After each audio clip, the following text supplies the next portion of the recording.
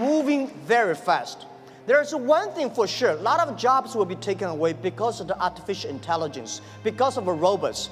Don't worry about that. People say, artificial intelligence is going to control, machine is going to control human being.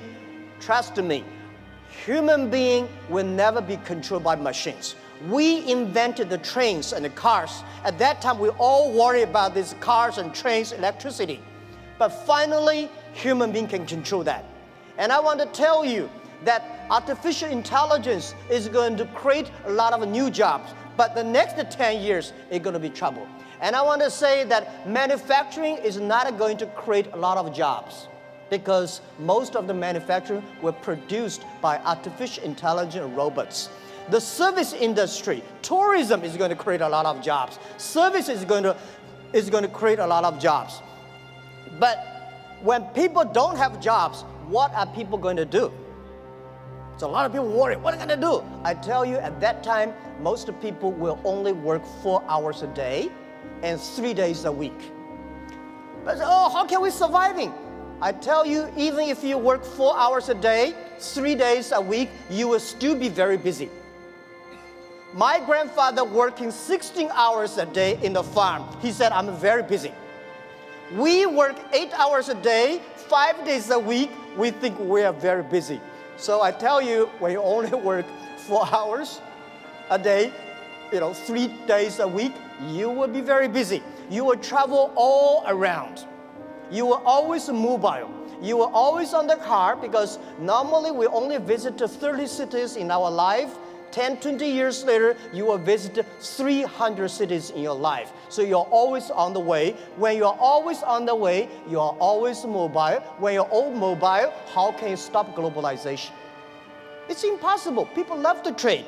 So remember one thing, the way trading, the formality of trading is completely changed. Normally, small business, big companies go to the trade shows. We small business, we don't have a budget. We cannot get the visas. We cannot have the time to go to the trade shows. The best trade shows is online. In the future, it's not e-commerce, it's e-business. In the future, there will be no made in China, made in America, made in Canada. In the future, most of the products made in internet. You may design here and sell there and assemble it here. So all the things next 10, 20 years, the way we do business is totally different. So get ready for that. So the distance is no longer be issues. Think about it.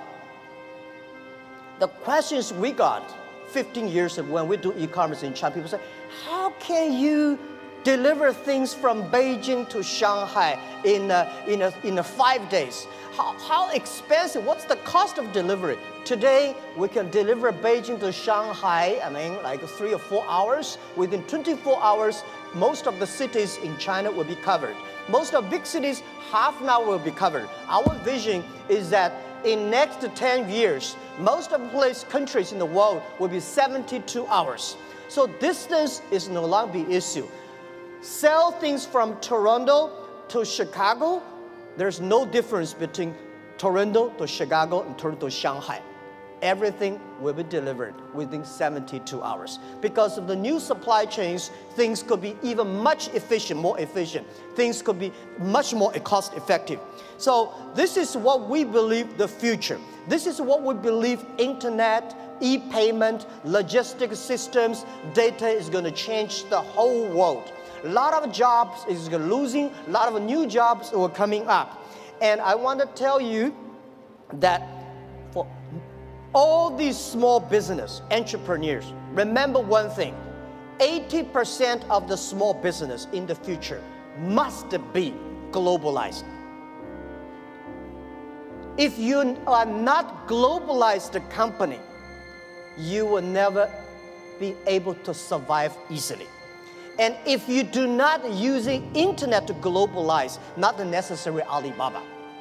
If you do not using internet to globalize your business, you will not have a chance.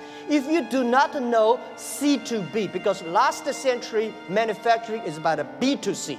In the future, it's got a C2B, consumer to business. So all the model is going to change. every small business, all the young people here, think globally, think big. Right? You only in the past you only do things if you do things in your only small county, you're a small tiny business. Small business can leverage the internet technology, leverage the market, go across the board. Think big and think out of the boundary. This is a Prime Minister. I absolutely agree with that. So it's never too late. Never too late to learn to that. Internet is just the beginning. E-commerce is just the beginning.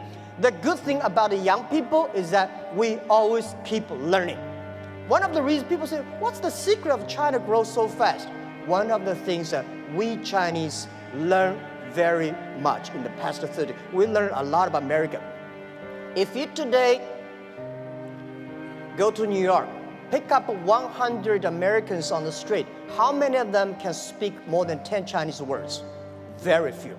If you're in Beijing, Shanghai, you grasp 100 young people and ask them how many of them can speak more than 20 English words, 80 of them. That is you learn. When you appreciate, when you're open-minded, when you learn from others, you make progress. So this is, I think, never too late to learn the internet.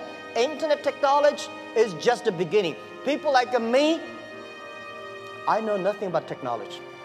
The only thing I can use my computer, thanks because of the mobile, I don't have to learn computers. The PC, the only thing I can send, receive emails, and browse. But I believe technology is designed for people. People should not just for technology reasons. The next point I want to talk about China. China changed so much. It's amazing. We've got 1.4 billion people, and we got 800 million people online, and 500 million people already online shopping. So we still have 900 million people on the way to online shopping. So there are about 300 million middle class, and we have 130 million people travel outside China every year. Guys, can you imagine 130 million people travel all around the world? It's a moving country.